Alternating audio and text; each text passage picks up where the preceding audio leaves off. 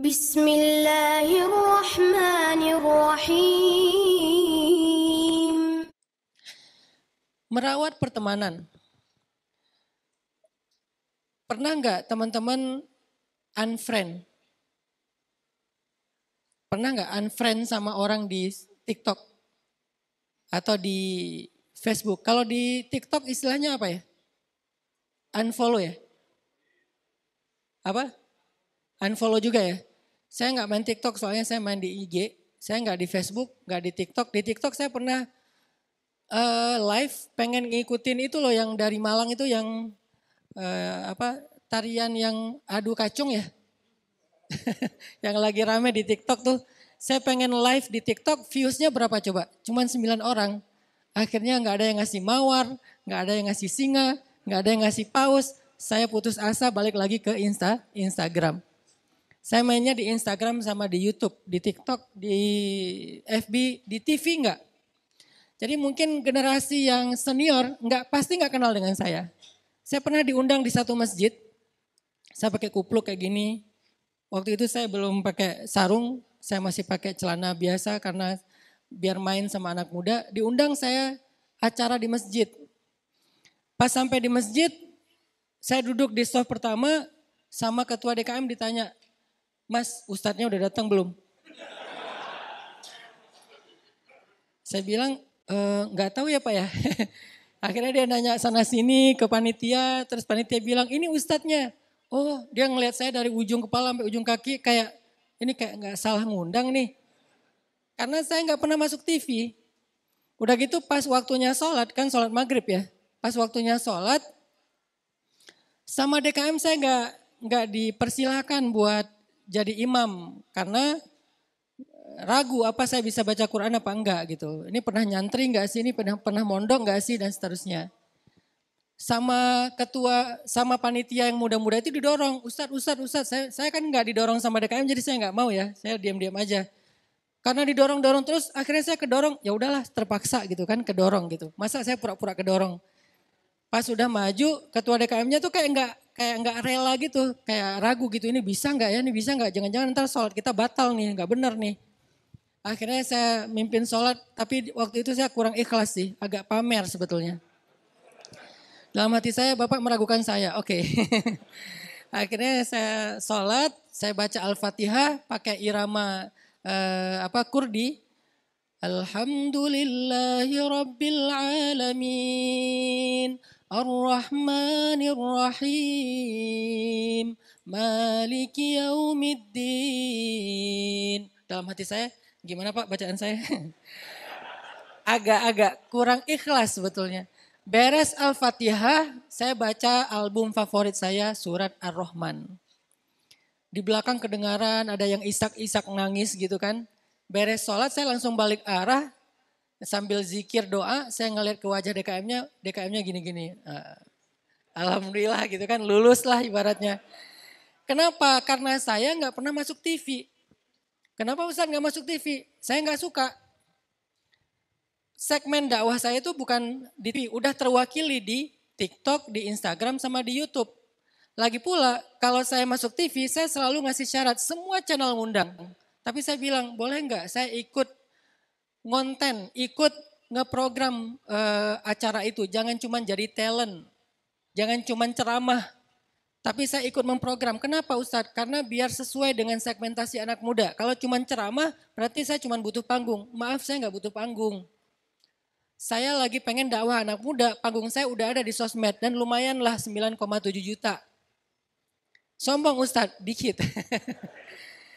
Nah, jadi nggak terlalu butuh panggung TV. Tapi karena TV-nya nggak mau ngasih saya kesempatan memprogram, akhirnya belum jodoh sampai sekarang. Jadi saya belum masuk TV sampai sekarang kecuali kemarin nggak sengaja viral gara-gara ada pertanyaan dari seorang peserta yaitu di luar kendali. Intinya adalah di sosmed itu kan kita sering unfriend kan. Di sosmed itu kita sering unfollow. Atau kalau di grup itu namanya left group. Kenapa kita left group, kita unfollow, kita unfriend, kita nggak subscribe lagi satu channel atau satu akun. Kenapa? Karena kita ngerasa mungkin nggak ada manfaatnya kita follow itu. Mungkin dia udah gak lucu, mungkin dia udah gak menghibur, mungkin dia udah gak inspiratif, mungkin dia udah gak seru, mungkin dia udah gak ngasih kita sesuatu yang kita butuhkan dari informasi-informasi. Seringkali dia posting tentang kecelakaan tapi gak ada caption. Akhirnya kita dapat captionnya dari komen. Kalau mau cari tahu di mana kecelakaannya, kapan terjadi, bacanya di komen, bukan baca di caption. Akhirnya kita unfollow, kita nggak ikutin lagi akun tersebut. Itu juga terjadi dalam kehidupan kita sehari-hari, teman-teman. Kita sering nggak berteman dengan seseorang, menghindar dari seseorang, ngelupain seseorang, marah kepada seseorang. Itu adalah dinamika hidup. Tapi pertanyaannya sekarang adalah, untuk apa kita berteman? Untuk apa kita nge-follow satu akun? Untuk apa kita ada di sebuah grup? Kita perlu bertanya itu kalau kita ingin menjadi orang yang hidupnya lebih produktif di setiap harinya. Kalau kita pengen iman kita bertambah dan stabil ketika naik turunnya. Kita perlu bertanya, untuk apa kita nge-follow satu akun? Untuk apa kita ada di dalam satu grup? Untuk apa kita berteman dengan satu orang atau satu kelompok manusia, circle? Apa tujuan kita? Kita perlu muhasabah, mengevaluasi tentang pertemanan kita. Salah satu alasan kita berteman yang diajarkan oleh Rasulullah SAW itu adalah teman itu harusnya menjadi support system dalam hidup kita. Teman itu harusnya menjadi support system iman kita. Teman itu harusnya menjadi support system ibadah kita. Teman itu harusnya menjadi support system behavior atau perilaku kita. Sehingga kalau kita punya support system yang baik, insya Allah kita itu akan selalu terjaga dalam ketaatan dan keistiqomahan. Karena kita nggak bisa istiqomah sendiri. Kita nggak bisa hijrah sendiri. Kita nggak bisa jadi orang benar sendiri. Kita nggak bisa jadi orang sukses sendiri, itu nggak bisa. Kalau kita pengen jadi orang benar, pengen hijrah, pengen soleh, pengen taat, pengen mutadayyin, multazim, istiqomah, maka salah satu yang sangat kita butuhkan itu adalah support system. Dan siapa support system terbaik kita? Di antaranya adalah circle pertemanan kita. Itulah maksud Nabi dalam hadis al-mar'u ala dini khalilih. Seseorang itu tergantung agama teman dekatnya. Kalau saya terjemahkan hadis ini dalam bahasa anak muda, seseorang itu tergantung circle pertemanannya. Siapa circle terdekat dia? Siapa ring satunya dia? Siapa orang yang setiap hari ketemu dengan dia? Siapa orang yang setiap saat chat sama dia? Siapa orang yang setiap saat muncul di FYP-nya dia? Siapa orang yang setiap saat itu muncul di trending topiknya dia? Maka itulah yang menentukan din, kondisi, agama, dan keadaan seseorang dalam hidup. Siapa circle terdekatnya.